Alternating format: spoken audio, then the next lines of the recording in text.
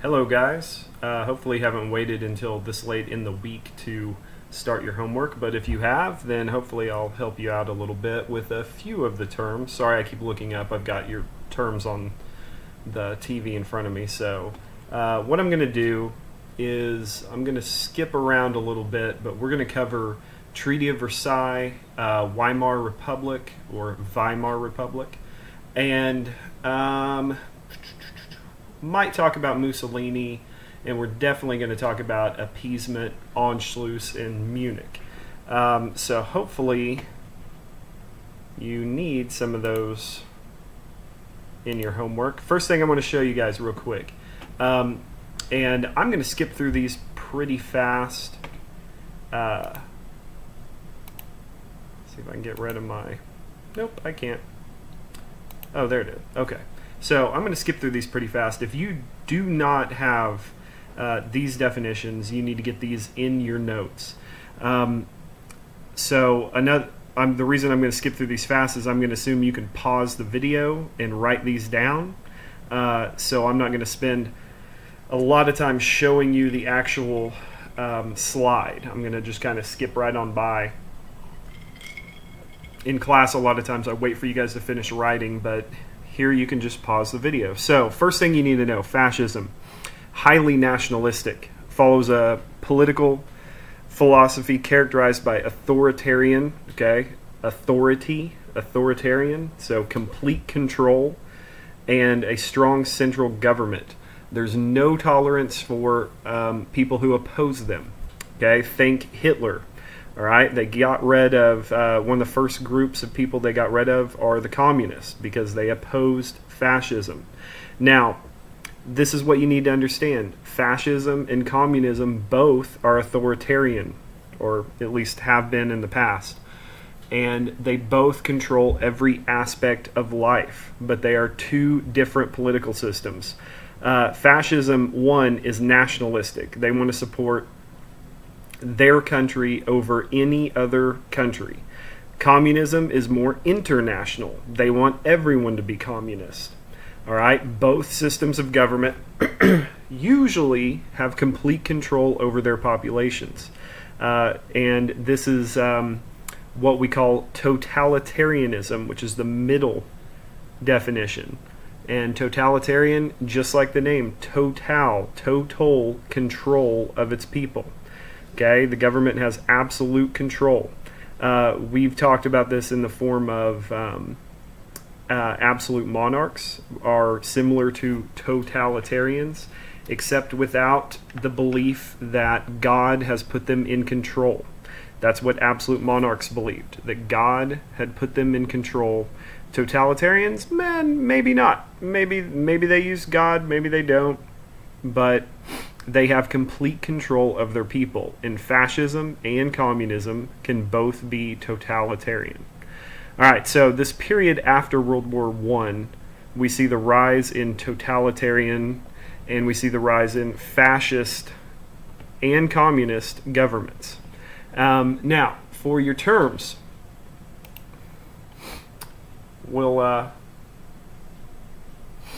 sorry, I'm new to this software program, so I'm making sure it's working. First thing we're going to look at is Treaty of Versailles. Now, real simply, Treaty of Versailles, if you can see on this cluster map, Treaty of Versailles does four things. It causes Germany to lose land, to pay for the war, lose military, and to take the blame for the war. I'm going to keep hiding my face because I feel you guys are just going to make fun of me. So, first off, lose land. They no longer can join with Austria. They lose the Rhineland. Oh. Maybe I should show you guys a map of that. Nope.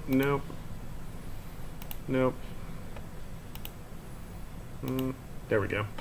Okay, they lose the Rhineland, which is this area right here, if you can see on this map. They cannot have military there. It still belongs to Germany, but they cannot have military there. So demilitarization of the Rhineland is what we call that.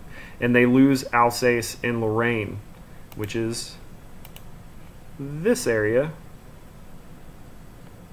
right here. And I have been to Lorraine. That is where Verdun, the World War II battle site, was, in Lorraine.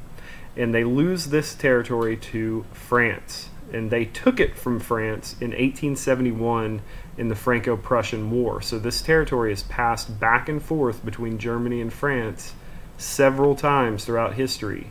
And they fight over it for several hundred years. All right, so they lose Alsace and Lorraine. They have to, well, we'll do pay for the war last. They lose military. Before World War I, Germany's standing military was 3 million troops. Just to put that into perspective, the U.S. standing military today is about 1 million.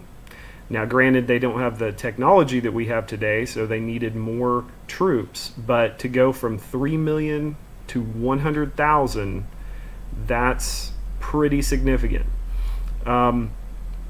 They lose their Air Force. They have a very limited Navy. They're only allowed to have a certain number of ships. And they're also limited to the amount of guns they have, the amount of bullets they have. The Treaty of Versailles is a very lengthy document with hundreds of stipulations.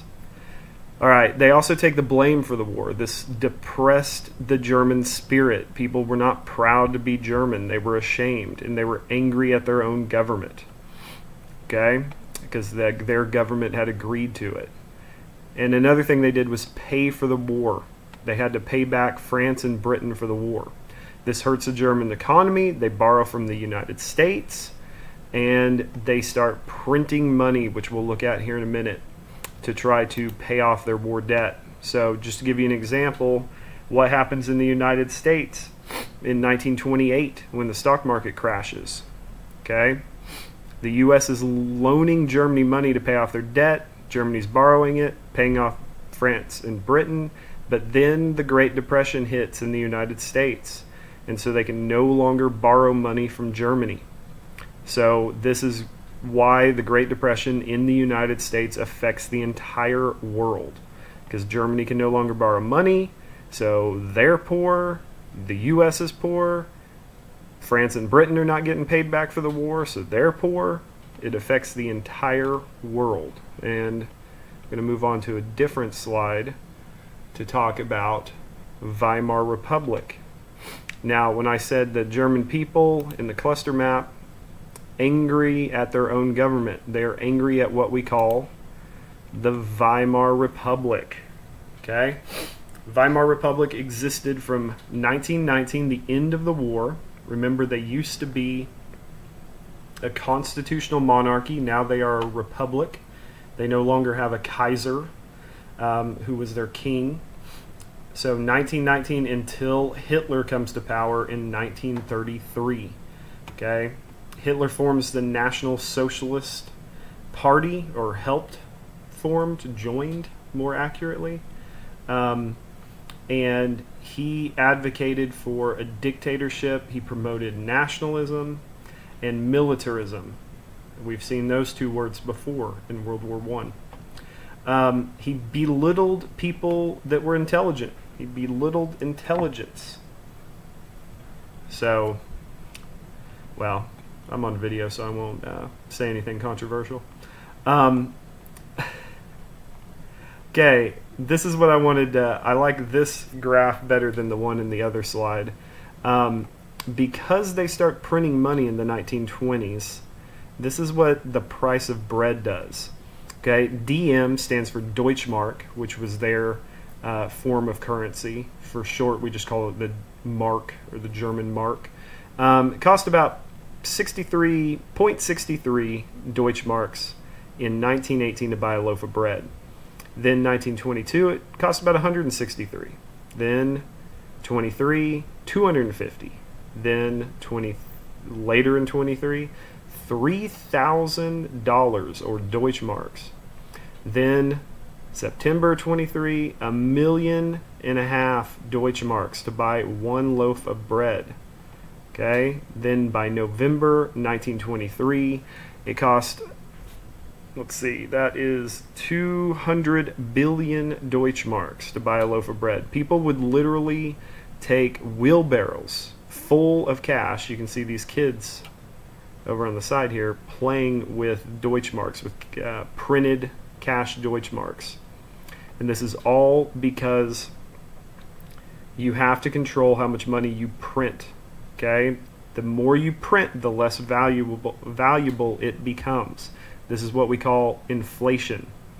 All right? So they printed so much money that their money was basically worthless. And there's another little picture here of a guy using Deutschmarks as wallpaper. Here's that other same picture of the kids playing with it. They were just everywhere. They're completely worthless. It was actually cheaper to glue them to your wall than to actually buy wallpaper. So that was one of the factors in Germany. So this is how Hitler is able to come to power. The people are scared. Okay, they lose their military. They're ashamed. They take the blame for the war. And they have to pay for the war, so they are poor. So this is what we call poor, ashamed, and afraid or scared. This is what's going to help Hitler rise to power. Okay, now, what do I want to talk about here? Spanish Civil War. I can only record for about 3 more minutes. Spanish Civil War, this was, well, you just need to learn more about this in the book. The significance of it is that the Nazis are able to practice for World War II. This was kind of their scrimmage before World War II. They're able to practice using their tanks or their new weapons, their new soldiers. They help Franco, another fascist leader Hitler is buddies with, and they're able to practice their weapons before World War II, sorry. Rhineland. This is is it on here? Well, this happens before appeasement. The first thing Hitler does that breaks the Treaty of Versailles is he puts troops into the Rhineland. Okay, we showed you this on the map a while ago. All right, but nobody does anything about it. Okay, second thing Hitler does is Anschluss. This is the joining of Germany and Austria. Remember, both culturally German. All right, so Hitler joins with Austria, which again goes against the Treaty of Versailles. They're not allowed to join with Austria. They call this Anschluss. If you need to remember that, they both start with A. Austria, Anschluss. All right, the significance of this is that once again Germany joins with Austria, culturally very similar. Nobody does anything about it. He's broken the Treaty of Versailles again. Nobody stops him. Then Hitler invades the Sudetenland, which is this area right here around Czechoslovakia, in Czechoslovakia, sorry. 3.5 million German-speaking people live there. Remember, Hitler is a nationalist. He wants to unite the German-speaking people. So he invades that area. Now, at this point, Britain decides to do something about it. And the Prime Minister, Neville Chamberlain, flies to Munich. This is labeled in chapter 28 as Munich, and we're talking about the Munich Conference.